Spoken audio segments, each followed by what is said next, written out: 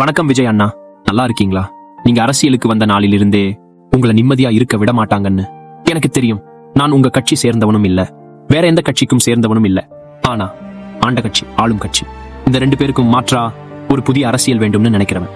நான் உங்களோட ரசிகன். உங்க எல்லா படங்களும் எனக்கு பிடிக்கும். அரசியலுக்கு வர்றதுக்கு முன்னாடியே ஒரு இயக்கம் ஆரம்பிச்சு நிறைய பேருக்கு நீங்க உதவி செஞ்சிருக்கீங்கன்னு எனக்கு தெரியும்.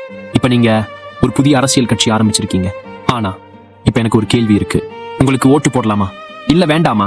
இந்த கேள்வி எனக்கு மட்டும் இல்ல, நிறைய பேருக்கு இருக்கு. உடனே சில பேர் சொல்லுவாங்க, நீ அந்த கட்சி சார்ந்தவன், நீ இந்த கட்சி சார்ந்தவன். இல்ல அண்ணா, நான் எந்த கட்சியும் கிடையாது.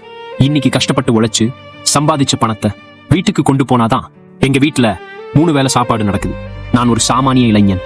அண்ணா, உங்ககிட்ட எனக்கு நிறைய கேள்விகளும் இருக்கு, நிறைய ஆதங்கமும் இருக்கு, சில யோசனைகளும் இருக்கு.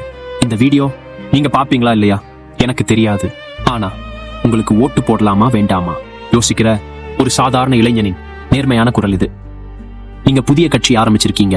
மற்ற கட்சிகளை போல அடுத்தவங்களை குறை சொல்லி ஓட்டு கேட்க போறீங்களா? இல்ல மக்களுக்கு என்ன செய்ய முடியும் அதை நேரடியாக சொல்லி ஓட்டு கேட்க போறீங்களா? ஆளுங்கட்சியும் ஆண்ட கட்சியும் ரெண்டையும் பற்றி மக்களுக்கு நல்லா தெரியும். அதனாலதான் நிறைய பேர் மாத்து கட்சியை தேடுறாங்க. அந்த மாற்று நம்பிக்கை உங்களுக்கு வரும்னு நீங்க எப்படி உறுதி சொல்றீங்க? சுதந்திரம் அடைந்து 75 வருஷங்கள் ஆகிடுச்சு. ஆனா அடித்தட்டு மக்கள் இன்னும் தினசரி போராட்டத்தில் தான் இருக்காங்க. அவங்களோட வருமானம், வேலை, வாழ்க்கை உயர்வதற்கு நீங்க என்ன திட்டம் கொண்டு வர போறீங்க? என்னோட கரியரோட உச்சத்தையே உதறி தள்ளிட்டு மக்கள் சேவைக்காக வந்தேன் சொல்றீங்க. ஒருவேளை இந்த தேர்தல்ல நீங்க தோத்துட்டீங்கன்னா திரும்ப சினிமாவுக்கே போயிடுவீங்களா? இல்ல அரசியலிலேயே தொடர்ந்து மக்கள் பணியாற்றுவீங்களா? இன்னைக்கு இலவசங்கள் கொடுத்து மக்களை ஏமாத்தி வச்சிருக்காங்கன்னு பொதுவா பேசுறாங்க. நீங்களும் அதே மாதிரி இலவச அரசியல் செய்ய போறீங்களா? இல்ல நிலையான வருமானம் தரும் திட்டங்களா? இங்க ஓட்டுக்கு காசு கொடுத்து ஜனநாயகத்தை வாங்குற அரசியல் நடக்குது. நீங்கள் ஓட்டுக்கு காசு கொடுக்க மாட்டேன்னு தெளிவா சொல்ல முடியுமா? நீங்கள் நடிகர் என்பதால் தான் மக்கள் ஓட்டு போடுவாங்கன்னு நினைக்கிறீங்களா? இல்ல உங்களோட கொள்கை, திட்டம், நேர்மை இதுக்காக தான் ஓட்டு போடுவாங்கன்னு நம்புறீங்களா? எனக்கு ஆளுங்கட்சியும் பிடிக்கல, ஆண்ட கட்சியும் பிடிக்கல. முன்னாடி மாற்று கட்சிக்கு ஓட்டு போட்டேன். ஆனா இப்ப அவங்க செய்யற வேலை எனக்கு பிடிக்கல. அதனாலதான் உங்கள் கட்சிக்கு ஓட்டு போடலாமா யோசிக்கிற ஒரு சாமானியனா இவ்ளோ கேள்விகள் கேட்கிறேன். இந்த கேள்விகளுக்கு நேர்மையான பதில் இருந்தா மக்களின் நம்பிக்கையும் உங்களிடம் இருக்கும். விஜய் அண்ணா, கரூரில் நடந்த அந்த சம்பவம், 41 உயிர்கள், அது உங்க மனசையும் ரொம்ப பாதிச்சிருக்கும் என்பதில் எங்களுக்கு எந்த சந்தேகமும் இல்லை. ஆனா அந்த துயரத்தை அரசியல் ஆயுதமாக மாற்றி ஒருத்தரை ஒருத்தர் குத்தி காட்டும் அரசியல் இன்னும் எத்தனை நாளுக்கு? ஆளுங்கட்சியும் சரி, ஆண்ட கட்சியும் சரி, மக்களை நல்லவனா யாரும் பார்க்கறதில்லை. அடுத்தவன் எப்ப தவறு பண்ணுவான் அப்படின்னு காத்துக்கிட்டு இருக்காங்க. அண்ணா, நீங்களும் அவங்க மாதிரி ஆகாதீங்க. முக்கியம் அரசியல் விளம்பரம் இல்ல, மக்கள் மட்டும்தான் இங்க பிரச்சனைகள். ஒரு பக்கம் 2 பக்கம் இல்ல, எங்க பார்த்தாலும் இருக்கு. அரசு வேலை கொடுக்கறதுல ஊழல், அரசு மருத்துவமனையில சிகிச்சை சரியா இல்ல, சுத்தம் இல்ல. ஏழை நடுத்தர மக்கள் எங்க போவாங்க? சாலை போடுறதுல லஞ்சம், மின் விளக்குல முறைகேடு, கிட்னி முறைகேடு, ஆனா தண்டனை இல்ல. பெண்களுக்கு பாதுகாப்பு இல்லை. வெட்டு, குத்து, கஞ்சா, போதை. இப்ப சின்ன பசங்களே கெட்டு போயிட்டு இருக்காங்க. பள்ளிக்கூடம் இல்லை, இருந்தாலும் மேற்கூரை இடிஞ்சி பிள்ளைகளின் தலையில விழுது. தனியார் பைனான்ஸ், கந்துவட்டி, மீட்டர் வட்டி.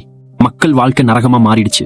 தமிழ்நாடு தலைகுனிய விட மாட்டோம் பேனர் போட்டுட்டு 5 வருஷம் ஆட்சி செய்த பிறகும் இப்ப நிலைமை என்ன? காலையில பேப்பர் திறந்தாலே வெட், குத்து, கொலை, கொள்ளை. அண்ணா, இது அரசியல் விமர்சனம் இல்ல, ஒரு சாதாரண இளைஞனின் பயம். தமிழகம் எதை நோக்கி போய்கிட்டு இருக்கு இன்னும் நினைச்சாலே உண்மையிலேயே பயமா இருக்கு. விஜய் அண்ணா, இவையெல்லாம் எப்ப முடிவுக்கு வரும்? மக்கள் அரசியல் எப்ப தொடங்கும்? இன்னும் நிறைய இருக்கு. ஆனா எல்லாத்தையும் ஒரே மூச்சுல சொல்ல முடியல.